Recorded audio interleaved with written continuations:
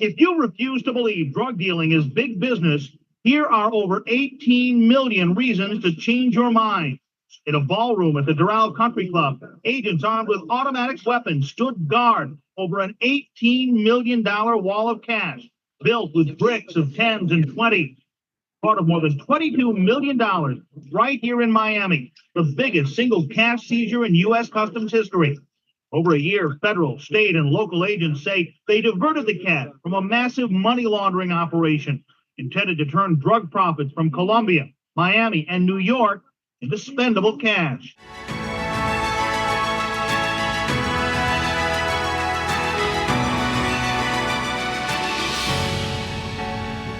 Police work in the 1980s and 90s in South Florida. What was it really like? Was it as it's portrayed in blockbuster movies like Scarface or TV shows like Miami Vice? Well, today we have the honor and privilege of speaking with retired Coral Gables police detective turned novelist, Michael Hearns. Michael spent 26 years in law enforcement, 10 of which were as a member of the South Florida Money Laundering Task Force. I am Robert Asencio, and with me today on Bets and Badges, I have my co-host, retired police chief and military historian, David Magnusson. How are you, David? Doing great. How about yourself, Robert? Outstanding. Michael, welcome. Let's get into it. Great to be here. You had an incredible assignment. Why don't you talk about a little bit about that? Yeah, the Coral Gables Police Department at the time was, and I'm assuming that still currently, were very progressive in their thoughts and what they were trying to do. And U.S. Customs Service came to us in the early 1990s, late 1980s, and wanted to see if we could join with them on a task force known as Operation Greenback. So the Gables assigned myself and 3 or 4 others over there. And as an anti-money laundering task force, we were able to do some really successful investigations and also make some very large cash seizures.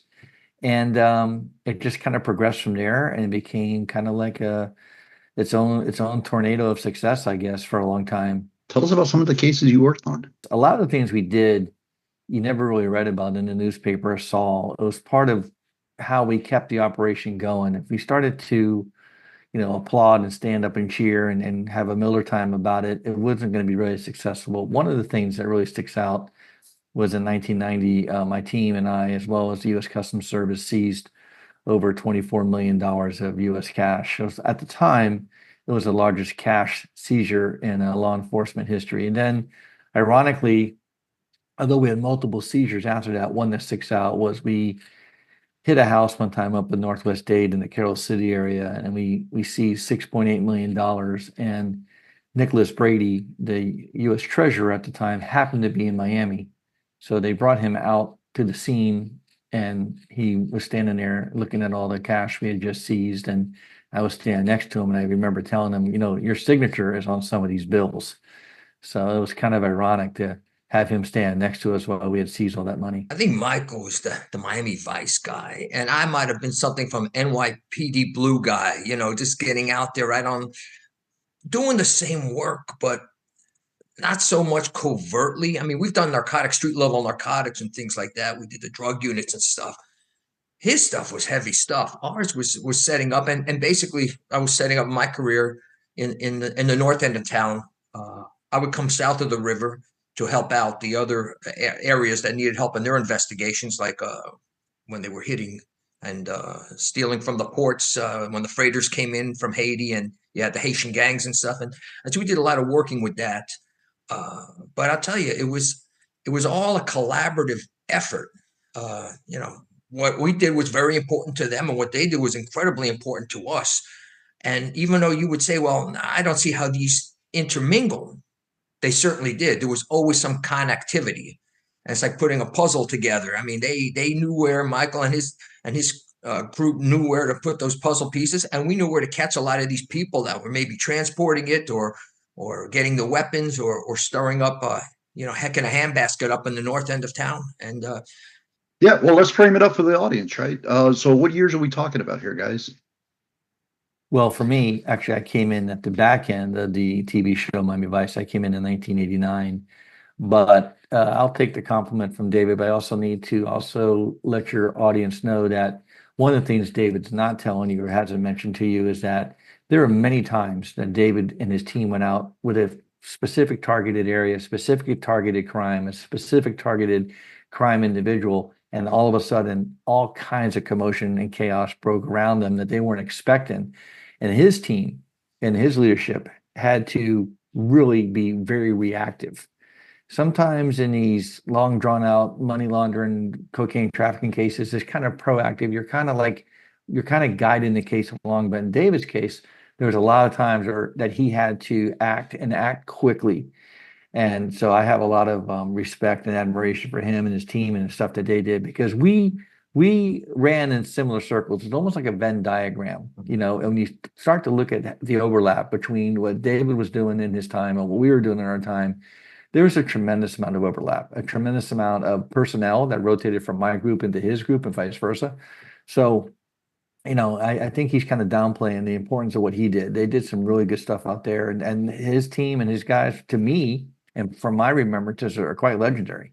Yeah, so we're talking about 89, late 80s, mid to late 80s into the 90s. Yeah, right? I did it from 89 to 99. I did it for 10 straight years.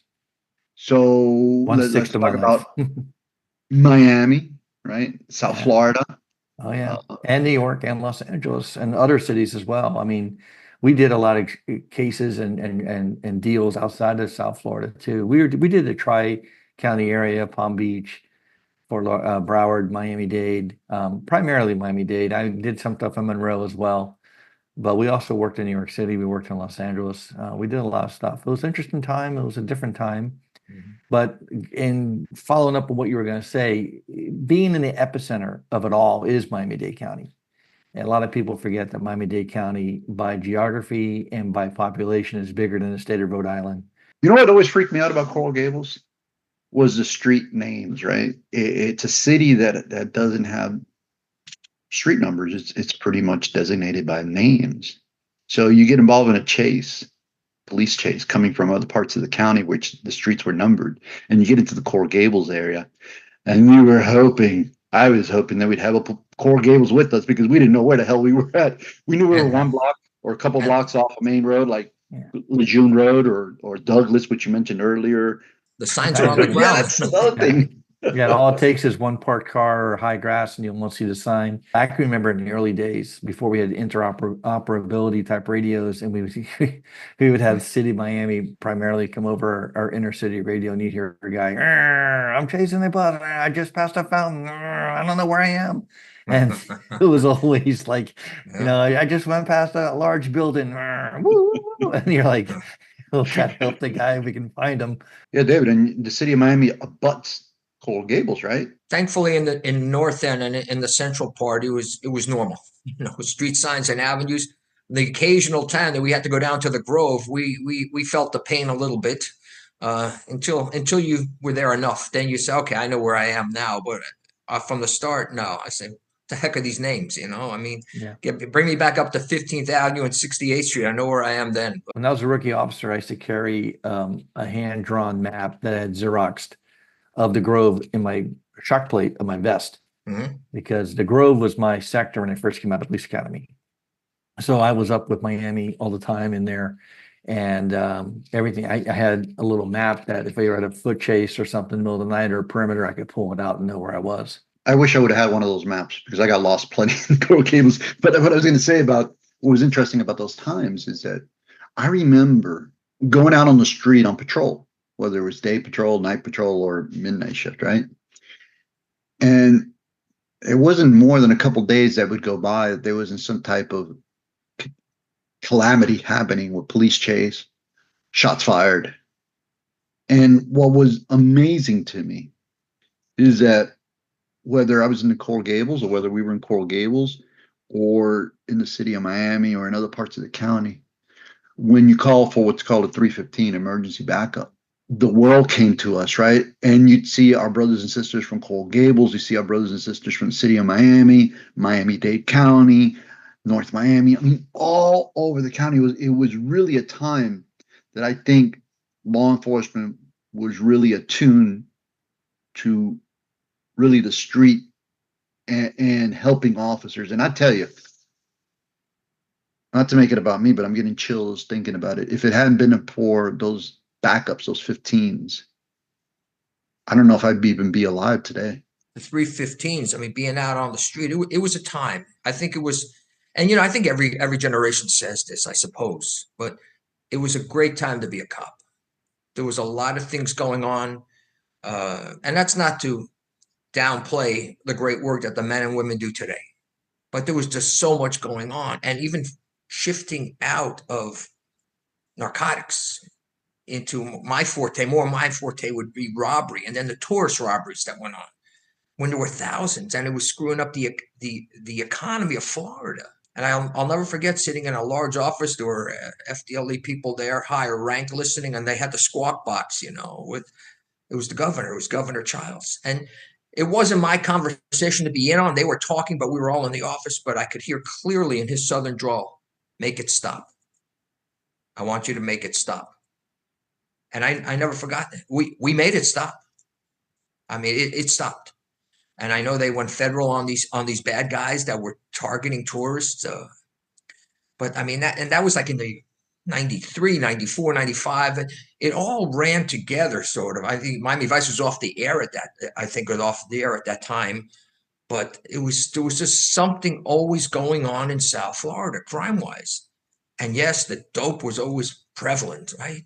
But there was this violence too towards people just coming down there. I was on the scene with on the two separate German tourist robberies where one woman got run over by the car side of the highway there in front of her kids when they tried carjacking her and robbing her. And then a gentleman named Uwe Rackebrand was shot by some chick called Gangsta Bitch on the highway as they were driving south on I-95. And again, it goes to where everybody in law enforcement got together, especially on Hearst, to find where she was hiding out and to bring her to justice for killing another tourist. And we were in the headlines for all the wrong reasons, but it was the law enforcement officers in uniform, undercover, the ones you wouldn't even know are cops from all these jurisdictions that somehow along the way worked together. They got together in a meeting, brought together somehow.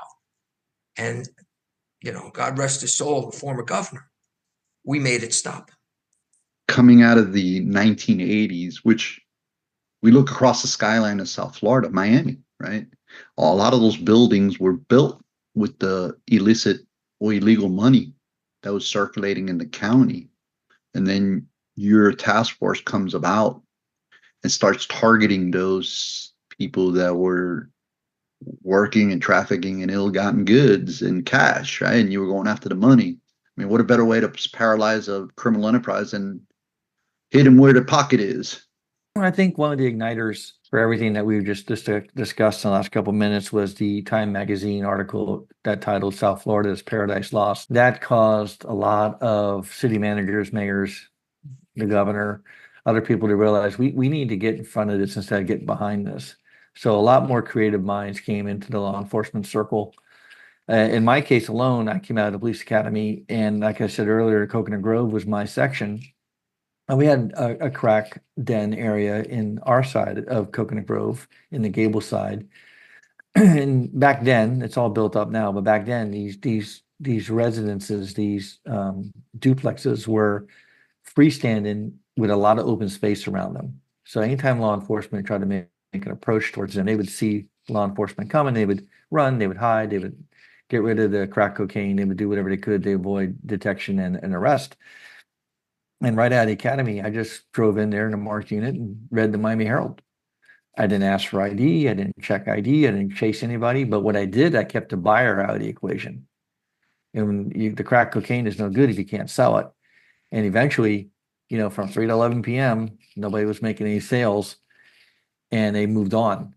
And so taking that same premise at that micro level and taking it to a macro level with the money laundering situation, people think about drug traffickers having tremendous amounts of cash and proceeds and currency from their activities. And that's true. And they oftentimes think of it as what we say in Spanish, a caleta, which is basically like a big stash. But also that money is oftentimes used to influence political elections in other countries, destabilize economies in other countries, um, flood markets with cheaper goods that they can buy on the market with their money and stuff. So the money laundering is actually a larger economic question than just crime. So what the Gables did, and then later on in years to come, we had the city of Miami join us, and Miami-Dade joined us, and Miami Shores and a couple other agencies came on board. But in the beginning, it was just Coral Gables and U.S. Customs. We went after the currency. And the premise is basically very simple. Cocaine grows on trees, i.e. bushes, to be honest with you. And if you seize kilograms of cocaine, all the drug trafficker has to do is go back with his team, harvest more leaves, create more kilograms of cocaine. But unfortunately for the three of us and everybody else listening, money does not grow on trees. So when you seize the currency, you negate everything. You negate the cultivation of the coca, the transportation, the bribery, the corruption, the importation of it, the storage of it, the sale of it, and then the repatriation of the currency going back to South America. So when you intercept that currency, you negate everything. And that's where it really hurts the most. So when you guys seize these people's money, lives were lost too. It's not something that I want to put on a flag and hang in front of my house, but there are many individuals who, upon having currency seized from them, were told, "Listen, you have a choice. You can go back and try to explain what happened, or you can come work for us." If they didn't want to come work for us, then they were out on their own, and there are quite a few of them who met an untimely demise because they lost their currency. Let's talk a little bit about how you guys worked subjects back in the day. What you just said about flipping them and having CIs working for y'all. Well, I think, and to dovetail what David was talking about with the German tourist situation and some of the other more noteworthy situations in South Florida, these street officers, some of them in uniform, but primarily a lot of these plainclothes street officers from different agencies, they had a wealth of information and a wealth of informants that they oftentimes didn't bring out until they had to. You didn't need documented CIs. You had sources out there. And listen, sometimes you did them the favor. And if they had any semblance of paying it back, you can count on them. They see everything out there. They know what was going on. And this is even back before the cell phones, man. We had beepers, and we didn't have cell phones. You had to pull up. But what you did do is you walk by a house and you can hear somebody talking from behind a curtain. You can't see them. Say, "Meet me." I'm making this up now. "Meet me at the Circle K 7 and 6-9 at 11 o'clock p.m." And that's where you would go. And then it was safe for the person to say what they were going to say. Sometimes it would be on a piece of paper, and they say, "You can call me at this number at another time." But you didn't have the ease of using a cell phone. You didn't want to go back to the office. Yeah, you used a payphone. There were payphones. You could do that too. But you look back now to then from what's going on now, and you really stop to think about it. Yeah, that's right. I didn't have a phone then. Yeah, how did I do it? But you did it. How did they get a hold of me? But they did. And sometimes you would get something over the air.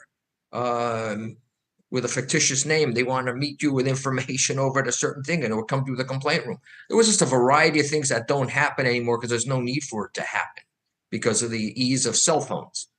And then, of course, you had the burner phones and all that other stuff that went on. But the information was given, and it was, like as Michael said, there's a vast array of knowledge out there on the streets. People see everything. They're the best sociologists in the world. They see everything.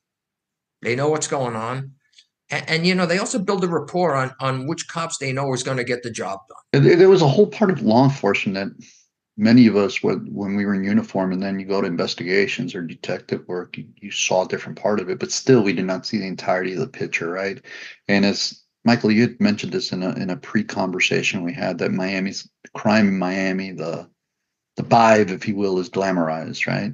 But there was a part of that was actually part of South Florida that was glamour, right? So what was your experience with some of those big players that were driving the fancy vehicles and living in the big houses and, spending lavishly and had all the bells and whistles of technology that was available at that time?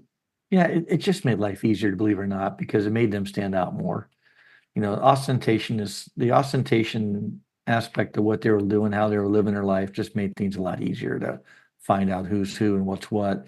I think what David was also touching upon is that we were working without the technology that's available to officers now, but also it was still a level playing field. The bad guys didn't have that technology either. Mhm.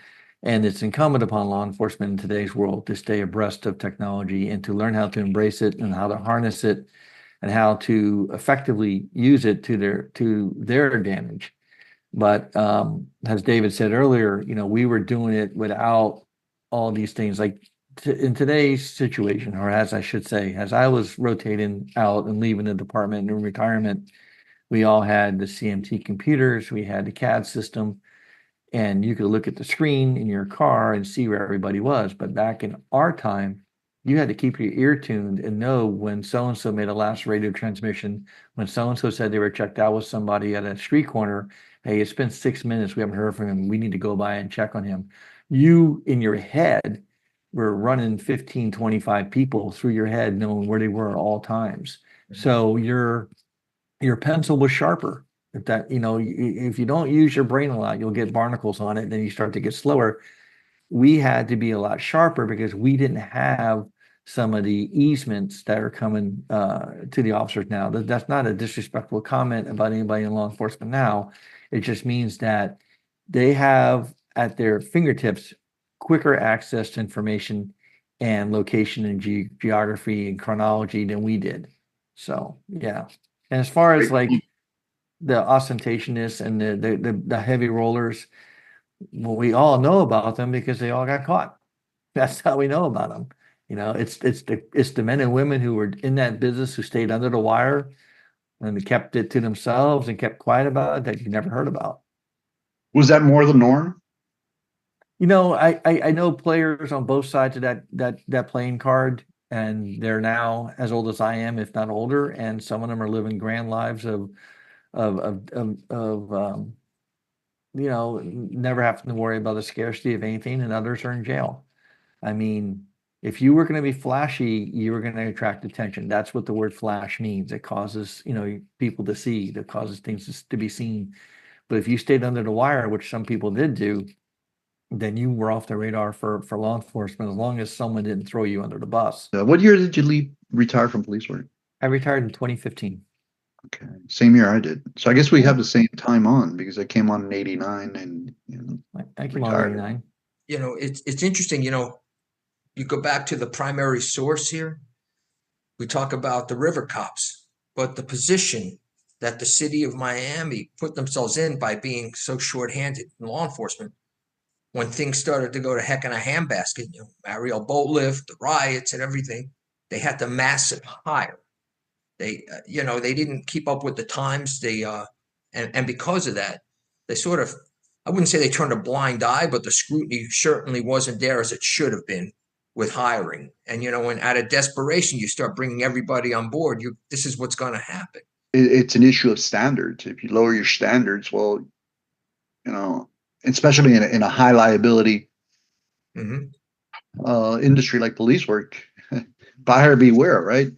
Listen, I've always said there's nothing worse than a bad cop, and there's nothing better than a good one. Yeah, I had very little tolerance. I mean, that's my disclaimer. I worked hard to become a police officer. I worked hard to serve the military.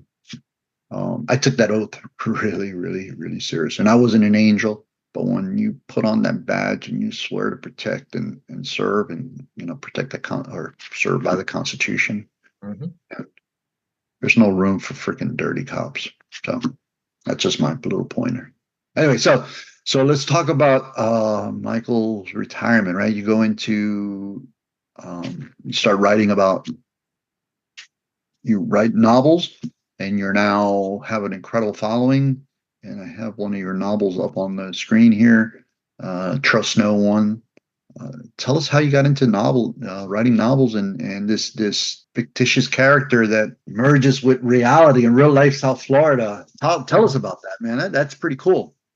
My first novel, which is titled Trust No One, that you mentioned, Robert, that was the launch of fictional detective Cade Taylor from South Florida, who finds himself in a vice narcotic unit, and he is vexed with some serious criminal activity he has to deal with in South Florida, primarily Miami. And what I did was I created Cade Taylor as a fictional character, but everything he does, everywhere he goes, every street he's on, every restaurant he walks into, every building are real locations in Miami. In fact, certain people who are fairly noteworthy in Miami make appearances in these books as well. So he, as a fictional character, is truthfully interacting with a realistic Miami. And that novel I thought would be one and done, but there was such a hue and cry for Cade Taylor that I said, well, if I can write another compelling story and it's entertaining and people want it, I'll try it. And second novel was called Grasp and Smoke, which led to the third novel, One More Move, and now I'm up to my fourth novel, which is Choices and Chances. So it's been 4 novels of Cade Taylor in Miami, working with Miami PD, working with Coral Gables, working with Miami-Dade, all in there. Yeah, which is similar to what we went through as we did these cocaine trafficking cases and money laundering cases. Many of our brethren did not fully understand what it was we were doing. And so the readers are able to see the lifestyle that the three of us had to endure in many forms, in many ways. And I bring what the three of us went through this character to the readers. And I suspect that the attraction is not just, that this individual probably is like many people who are reading it, the book, right? But also, or the series. Also, the attraction has to do with South Florida, the fact that you're site-specific. Miami is as big a character as any person is in this book. Just skipping ahead a second, you have some sort of a relationship there with Tom Petty, huh? Yeah, that was not a plan. That was pure happenstance. A friend of mine had a house in Malibu, and he wasn't there that much. He's there like 10 days a year, and he threw me the keys and said, "Why don't you hang out in Malibu for a while and have some fun?" So I ended up living in the house for a while and realizing that Tom Petty was my next door neighbor, and then one house over was Mike Eisinger from Incubus. But having Tom as a next door neighbor, I got to know him. I got to know his wife Dana, nice people, and I would hear him at least 3 times a week, maybe 3 to 5 times a week, rehearsing from his in-home studio. He would open up his doors, and the music would kind of just waft over the hedge line of the lawn and stuff. And I was not one of those people who's going to go out there and shake their fist at the clouds and bemoan the fact that Tom Petty's playing live for me and me only. I recognized that this was a gift, and I was going to take advantage of as much as I could. So each and every time I heard him, I just like stopped whatever I was doing, and I was like, okay, let me just take this in, because this is not going to last forever. And we do know now it did not last forever. It's good to be king, huh? It's good to be king. It's good to be king. And like I said, one of the things that we talked about earlier was like David mentioned that, you could go to a department and certain men and women were the ones to go to. And I remember, well, I'm not going to drop a bunch of names, but I knew who to go to from each agency, who was a stand-up person. And David was one of the guys that we always thought knew has thumb on the tempo of the north side of Miami-Dade County and the city of Miami. Listen, it's been an honor, certainly an honor. On that note, it's always a pleasure to speak with people who have honorably served our country, our nation, our people. People who put their lives on the lines. Today, we were honored with interviewing and speaking with Michael Hearns, the writer, novelist of the Trust No One novel, but also the Cade Taylor character, fictional character based in a real South Florida setting. I urge everyone to take a look, buy his book, read it, and learn a little bit about the South Florida lifestyle of a fictional character.